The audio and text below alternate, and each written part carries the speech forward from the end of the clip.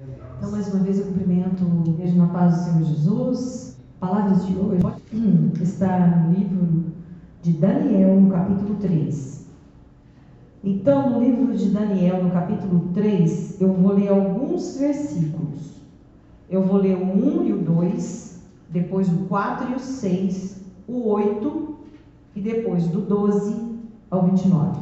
Para não ficar uma leitura muito longa, mesmo assim, já vai ser uma leitura longa. Amém? O título aqui é A Fornalha de Fogo Ardente e a Estátua de Ouro. Versículo 1. O rei Nabucodonosor fez uma estátua de ouro cuja altura era de 60 côvados e a largura de 6 côvados. Levantou-a no campo de Dura, na província de Babilônia. Então o rei Nabucodonosor mandou juntar os sátrapas, os prefeitos, os governadores, os juízes, os tesoureiros, os magistrados, os conselheiros de todos os oficiais das províncias, para que viessem à consagração da estátua que o rei Nabucodonosor tinha levantado. O 4. Então o arauto apregoava em alta voz: ordena-se a vós, ó povos, nações e gentes de todas as línguas, quando ouvires o som da trombeta, do pífaro, da harpa, da cítara, do saltério, da gaita de foles e de toda a sorte de música, vós vos prostrareis e adorareis a imagem de ouro que o rei Nabucodonosor levantou. Qualquer que não prostrar e não a adorar será na mesma hora lançado na fornalha de fogo ardente. Vamos lá para o 12. Versículo 12. Alguns homens judeus que tu constituístes sobre os negócios da província de Babilônia, Sadraque, Mesaque e Abednego, estes homens, ó rei, não fizeram caso de ti. A teus deuses não servem, nem adoram a estátua de ouro que levantaste. Então Nabucodonosor, com ira e furor, mandou chamar a Sadraque, Mesaque e Abednego, de sorte que estes homens foram levados à presença do rei. Disse-lhes Nabucodonosor: é de propósito, ó Sadraque, Mesaque e Abednego, que vós não serves a meus deuses, nem adorais a estátua de ouro que levantei? Agora, se estáis prontos, quando ouvirdes o som da trombeta, do pífaro, da cítara, da harpa, do saltério, da gaita de foles e de toda sorte de música, para vos prostrardes e adorardes a estátua que fiz. Bom é, mas se não adorardes, sereis lançados na mesma hora na fornalha de fogo ardente. E quem é o Deus que vos poderá livrar das minhas mãos? Responderam Sadraque, Mesaque e Abednego ao rei Nabucodonosor: não necessitamos de responder sobre este negócio. Se formos lançados na fornalha de fogo ardente, o nosso Deus, a quem nós servimos, pode livrar-nos dela, e ele nos livrará da tua mão, ó rei. Aleluia. Se não, fica sabendo, ó rei, que não serviremos aos teus deuses, nem adoraremos a estátua de ouro que levantaste. Então Nabucodonosor se encheu de furor e se mudou o aspecto do seu rosto com Sadraque, Mesaque e Abednego. Ordenou que a fornalha se aquecesse 7 vezes mais do que de costume, e ordenou os homens mais fortes que estavam no seu exército que atassem Sadraque, Mesaque e Abednego, para os lançarem na fornalha de fogo ardente. Então estes homens foram atados com seus mantos, suas túnicas, seus turbantes e suas vestes, e foram lançados na fornalha de fogo ardente. Porque a palavra do rei era urgente e a fornalha estava sobremaneira quente. A chama do fogo matou os homens que levantaram a Sadraque, Mesaque e Abednego.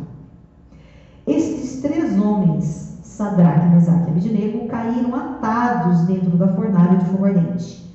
Então o rei Nabucodonosor se espantou e se levantou depressa e disse aos seus conselheiros: não somos nós 3 homens atados dentro do fogo? Responderam ao rei: é verdade, ó rei. Disse ele: eu, porém, vejo 4 homens soltos que andam passeando dentro do fogo sem nenhum dano, e o aspecto do quarto é semelhante ao filho dos deuses. Então se achou Nabucodonosor à porta da fornalha de fogo ardente e disse: Sadraque, Mesaque e Abednego, servos do Deus Altíssimo, glória a Deus, sai e vinde.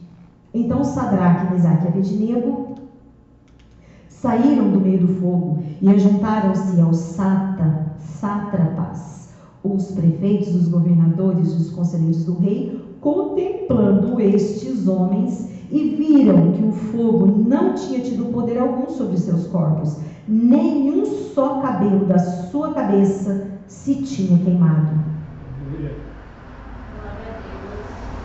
nem os seus mantos se mudaram, nem cheiro de fogo passaram sobre eles.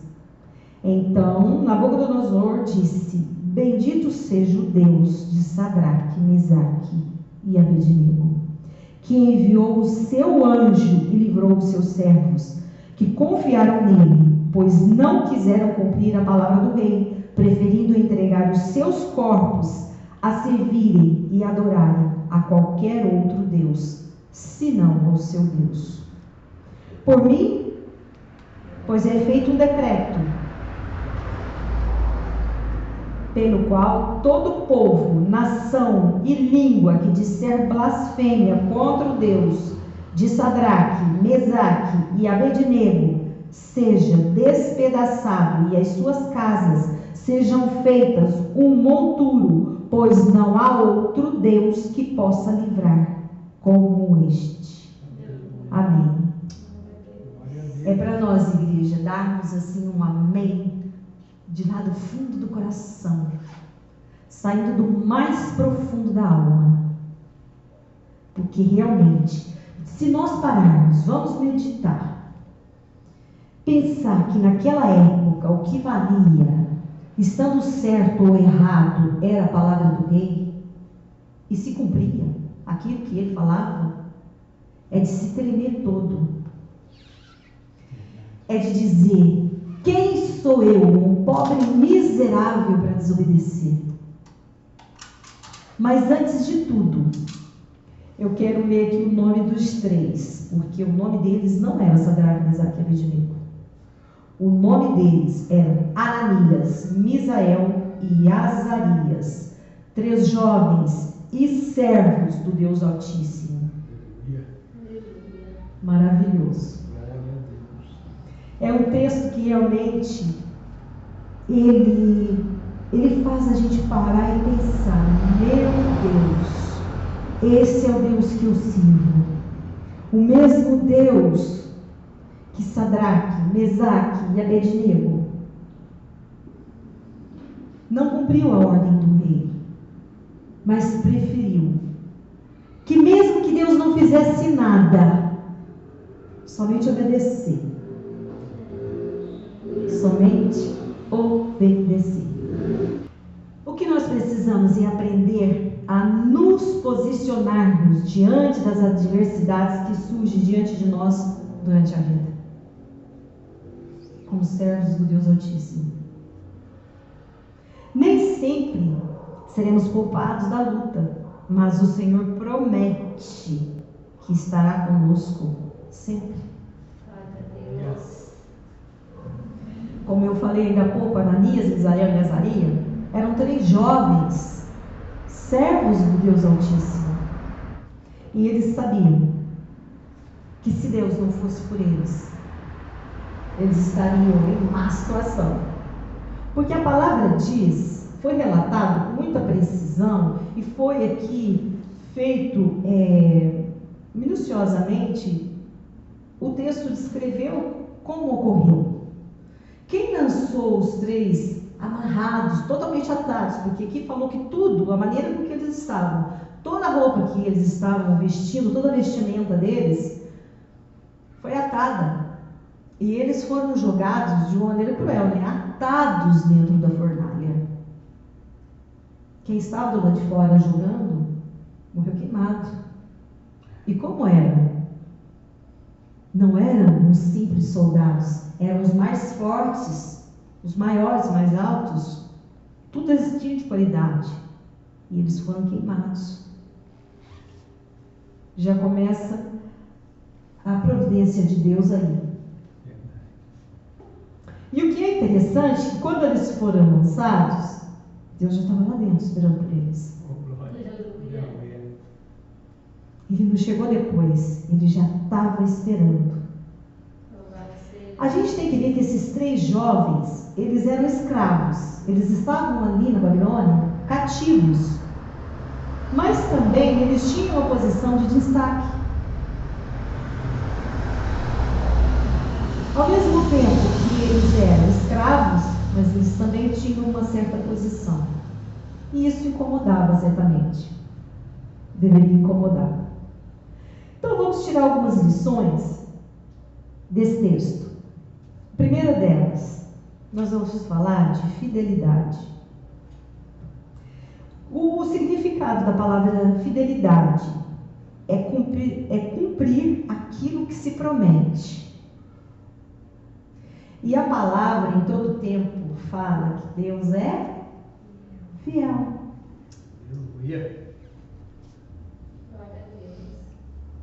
Esses 3 jovens, eles foram fiéis a Deus e não cumpriram o decreto do rei. O rei mandou que tocasse para ver a reação deles, porque quando eles foram colocados na presença do rei, o rei ainda questionou eles. Ainda, vamos dizer assim, talvez ele estava achando que ele estaria dando uma chance para eles. Olha, agora vocês estão diante de mim e eu vou mandar tocar novamente. E vocês vão ter que adorar. Porque o que vale é a minha palavra. Mas eles não estavam preocupados com aquilo que o rei achava. Aleluia. Porque como sendo servos fiéis de Deus, eles queriam somente obedecer. Somente obedecer. É o que a gente vê sempre em toda a palavra de Deus. A obediência traz vitória. A obediência faz Deus fazer, operar o impossível.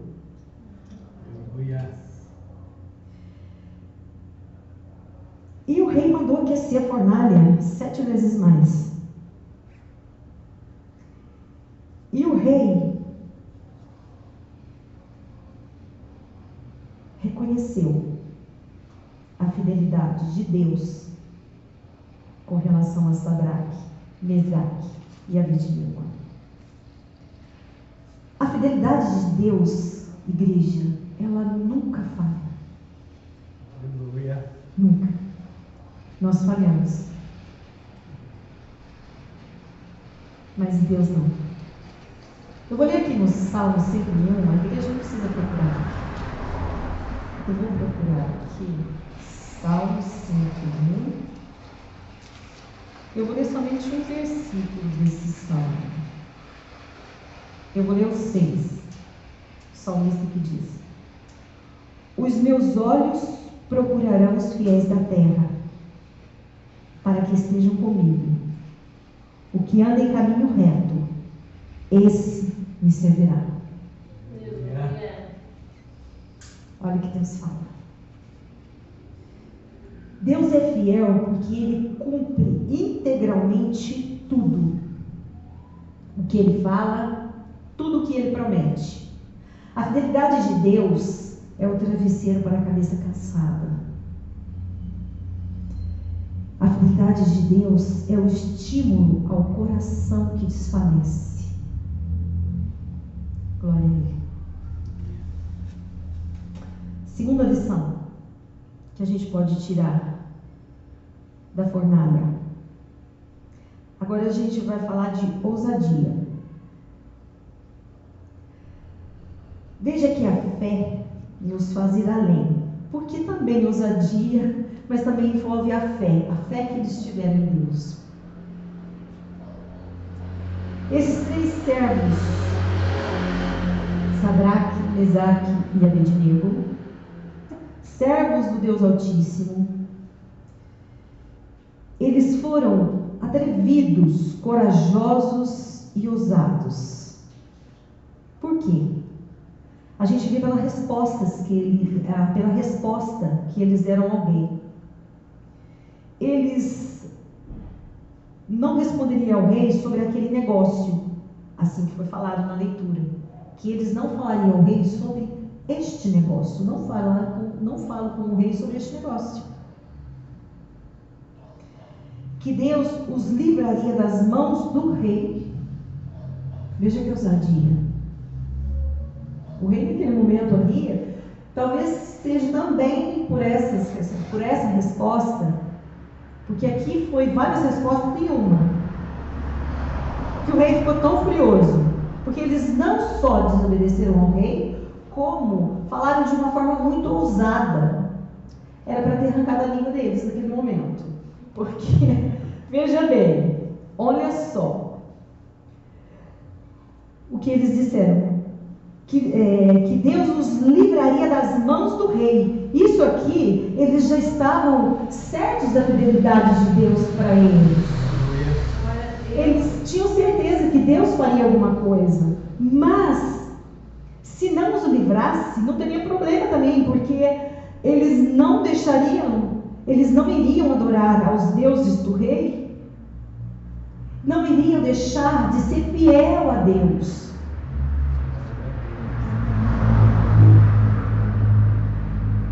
Na defesa da nossa fé, devemos ser ousados, porque abrange várias coisas a fidelidade, igreja. Aqui, os meninos, os 3 tiveram ousadia, fidelidade, fé. Para obedecer uma ordem do céu, devemos ser ousados. E a ordem do céu está aqui, na palavra dele. Aleluia. Quando olhamos para a palavra de Deus, para comprovar isto, o que foi falado, vamos ver aqui alguns exemplos. Olha, vamos lembrar Davi contra Golias. Davi, quando ele foi enfrentar Golias, eu me lembro que esses dias eu ouvi algo tão interessante, que Davi, ele jamais atribuiu a Golias como um gigante.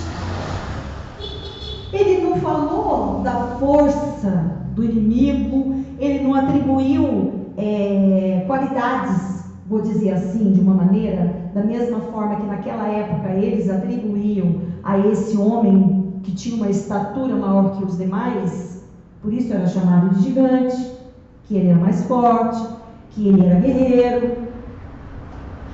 Não. Davi, quando foi contra Golias, ele não falou que era ele que estava indo, mas ele falou que o Deus que ele servia iria dar a cabeça dele para ele. Glória a Deus. Veja a fé. E Davi foi ousado. E a gente tira mais lições. Elias conta os 400 profetas de Baal, Gideão e os seus 300 guerreiros contra o exército dos midianitas, Josué diante das muralhas de Jericó, Pedro e a ordem de andar sobre as águas. Além da ousadia, sabe o que mais devemos ter? Fé. Fé a gente deve ter, para que a gente possa usar a ousadia, para que a gente possa saber agir. O crente tem que ter ousadia de não olhar a circunstância, mas saber o Deus que ele serve. Parece que o tempo já está acabando. Vou ser um pouquinho mais rápido, igreja. Agora eu vou só falar, sem fazer muito comentário. Então, a terceira lição vem a fé. E a gente já falou dela ainda agora há pouco, né? Quem não tem fé, não arrisca, não avança, não enfrenta, porque na fornalha tem provações, adversidades, problemas, aflições. E essa fornalha é o nosso viver de hoje em dia. É o nosso dia a dia. E enfrentamos justamente porque escolhemos fazer a vontade de Deus. Quando a gente escolhe fazer a vontade de Deus, a gente esquece do nosso eu. Tudo isso serve para manifestar a profundidade e firmeza da nossa fé. Quando jogaram aqueles 3 jovens dentro da fornalha, como eu disse, Deus já estava lá. Quem tem fé de verdade sabe que pode ir, sabe que pode enfrentar, pois tem a certeza de que Deus vai à frente. E é verdade mesmo, igreja. A gente pode tirar experiência do nosso dia a dia. Quem tem fé não desiste, porque é nas adversidades da vida que a nossa fé é provada, confirmada e fortalecida. 1 Pedro 1, nos versos 6 e 7. Eu vou ler para a igreja. 1 Pedro, capítulo 1, nos versos 6 e 7, a palavra de Deus diz: Nisto vos exultais, ainda que no presente, por breve tempo, se necessário, sejais contristados por várias provações. Essas provações são para que a prova da vossa fé, muito mais preciosa do que o ouro que perece, embora provado pelo fogo, redunde para louvor, glória e honra na revelação de Cristo Jesus. É maravilhoso, gente. Gostaria de poder fazer mais comentários, mas eu vou ser um pouquinho mais rápida.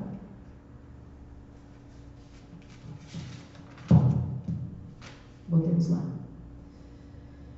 Quarta lição: livramento. Deus podia ter evitado que os seus 3 jovens forem amarrados e jogados na fornalha. Poderia. Deus não os livrou da fornalha, Deus os livrou na fornalha. Nós glorificaríamos a Deus se Ele tivesse enviado um anjo para livrar esses jovens da fornalha. Mas nós glorificamos muito mais a Deus por eles terem sido lançados na fornalha. E Ele lá esteve com eles. Prova é que quando saíram não tinha cheiro de fumaça. Nada o fogo fez com eles. Enquanto quem os jogou dentro foram queimados. A Bíblia relata que os guardas, como eu disse, que jogaram os 3 jovens e servos do Deus na fornalha, eram fortes, grandes, mas eles morreram queimados, mesmo sem entrar, somente na porta, pela temperatura da fornalha. No Salmo 34, no versículo 19, diz: muitas são as aflições do justo, mas de todas elas o Senhor os livra. Glória a Deus, igreja. Esse é o Deus Altíssimo, o mesmo Deus de Sadraque, Mesaque e Abednego que está aqui nesse momento, igreja. Está aqui nesse momento. Agora, a quinta lição dessa fornalha é a experiência. Aquilo que Deus permite a gente passar é para nos dar experiência. Não podemos dizer que temos experiência com Deus pelo simples fato de ouvir falar dele. Muitos ouvem. Experiência é o ato de experimentar. É um conhecimento adquirido por prática, por prova, constatação. Uma coisa é você ouvir falar que Jesus cura, outra coisa é você ser curado por Ele. Eu já fui curada por Deus. Glória a Deus. Aleluia. E curou, acredito que muita gente, porque a gente já recebe a cura quando a gente aceita Ele. Essa é a primeira cura que Ele faz conosco, igreja. É a cura da aceitação. O velho eu. O velho eu. Não existe mais.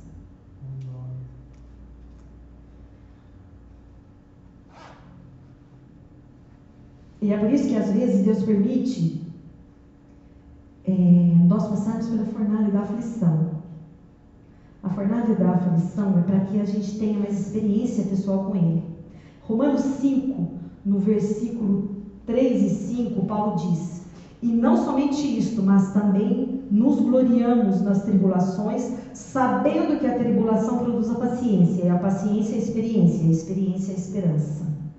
E a esperança não traz confusão, porquanto o amor de Deus está derramado em nossos corações pelo Espírito Santo que nos foi dado.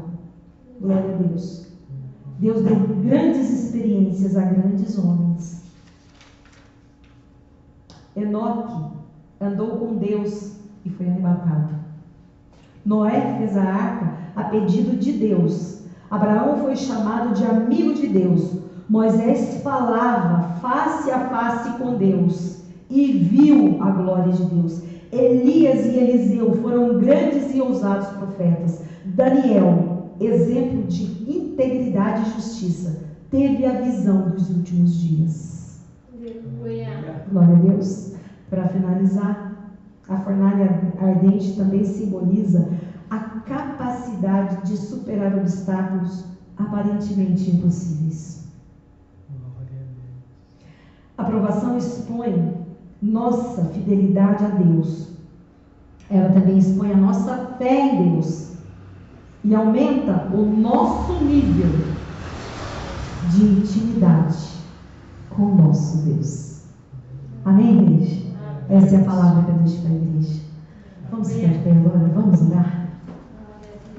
Nosso Deus maravilhoso e santo. Pai, em nome de Jesus, teu Filho, te agradeço, ó Pai, pela palavra santa que o Senhor nos deu nessa noite. Que o Senhor, ó Pai, nos deu a graça de poder trazer essa palavra maravilhosa para a tua igreja e para muitos que estejam em casa também ouvindo, Pai, essa mesma palavra. Deus, assim como o Senhor foi com Sadraque, Mesaque e Abednego, que o Senhor seja com a tua igreja, ó Pai, trazendo e dando mais ousadia, mais fé, mais ânimo, Pai, mais experiência, ó Deus, com o Senhor. E a experiência, Pai, a gente só vive, ó Deus, quando nós deixamos o Senhor conduzir nossas vidas. E somos também, ó Pai, obedientes à tua palavra, deixando a nossa vontade de lado e obedecendo a tua vontade, aquilo que o Senhor tem para nós, porque o que o Senhor tem para nós é o melhor. É o melhor, Deus. Assim, ó Pai, eu peço também a tua bênção sobre cada pedido que se encontra aqui nesta caixa, Pai. O Senhor sabe da necessidade de cada um. O Senhor sabe, ó Deus, que tem muitos que aqui estão esperando por uma cura, por um livramento, por uma proteção, um casamento que precisa ser restaurado, Pai, uma vida que precisa, ó Deus, também ser restaurada. E só o Senhor tem o poder, porque o Senhor é o Deus do impossível. Aquilo que nós podemos, ó Pai, nós fazemos. E é o que nós estamos fazendo aqui agora, que é colocar no altar do Senhor todas essas petições, porque o impossível é o Senhor quem realiza. Ó Deus de poder e graça, também pedimos pelo nosso país. Pedimos pelos nossos governantes, ó Deus. O Senhor sabe, o Senhor conhece. E o Senhor sabe em que direção eles têm governado esse país. E tudo está nas tuas mãos, ó Deus. Por isso nós colocamos a nossa confiança em Ti. E sabemos que se o Senhor está no controle, Pai, grandes coisas o Senhor fará. A nossa confiança está em Ti, ó Pai. E eu te agradeço por mais esta oportunidade, Pai. Que o Teu Espírito Santo venha sobre nós e nos conduza todos os dias no caminho que o Senhor tem traçado para nós. Eu agradeço ao Senhor Pai, Filho e Espírito Santo. Em nome de Jesus. Amém. Obrigada, igreja, pela oportunidade. Em nome de Jesus, eu volto a palavra com o pastor Elcio.